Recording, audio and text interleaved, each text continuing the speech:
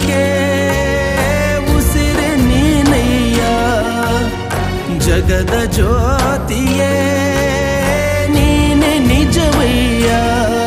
ಮಂತ್ರಾಲಯ ವಾಸ ಮಂತ್ರಾಕ್ಷತೆಯ ಅರಸ ಗುರು ರಾಘವೇಂದ್ರ ರಾಘವೇಂದ್ರ ರಾಘವೇಂದ್ರ ಗುರು ರಾಘವೇಂದ್ರ